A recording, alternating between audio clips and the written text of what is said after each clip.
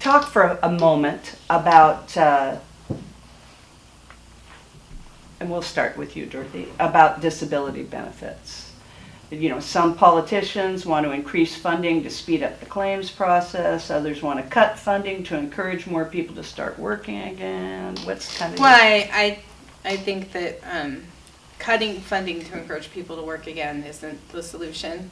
I do think a lot of people are relying on disability because of the lack of opportunities. And I think that we should not, just because somebody's disabled doesn't mean that they're not able to provide something to society, so that if we had more jobs and more opportunities for these people, then they wouldn't need to rely on disability.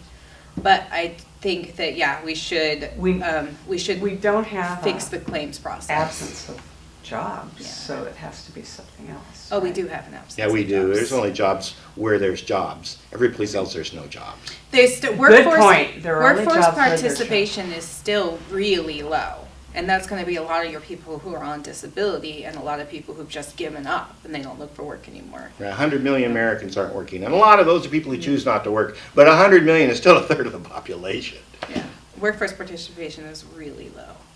And if you're competing, if you're somebody with a disability and you're competing for a job with somebody who has a college degree, you know, they're going to give the job to the person with the college Well, that's degree. where you go back, I think, to what you brought up very early on, which was the jobs program. Mhm. I mean, you can fold that in. 'Cause Yeah, and I think the government could have a role there. Yeah, well, and I think there's just so much that needs to be done in this country. I mean, we have this infrastructure problem, so we have lots and lots of infrastructure jobs to be done. We have, like we talked about, bringing back the Conservation Corps, so that's doing things like cutting new trails in our forest land, and really just cleaning up and repairing trails that Why already isn't that exist. happening? If I hear the president say one more time about how he's really pushing infrastructure, and then I keep waiting. Well, he did. His infrastructure plan was to sell public goods Oh, to that- private individuals and rent them then tolls. That was his plan. Yeah. Thank God that That went was the down. infrastructure Thank God plan. that went down. Or Yeah. privatize, or Yeah, privatizing. privatize, yeah. That's It was that whole more on the libertarian. was more on the privatizing bandwagon. Instead of being focused on what's good for the public good, or from the commons, if you will. What went wrong with the so-called shovel-ready projects? What went wrong with that? Obama had proposed that as, let's go, we're dumping money into this, into your communities and all that. Good idea, bad, was it a good idea, a bad idea? What happened to that? I think it helped a lot. Everybody was getting preferential. I mean, I think it helped a lot of areas where, you know, putting some of that money in would help, but I think now what we need is a comprehensive New Deal, like, style program in which we're focusing on the infrastructure that needs to be repaired.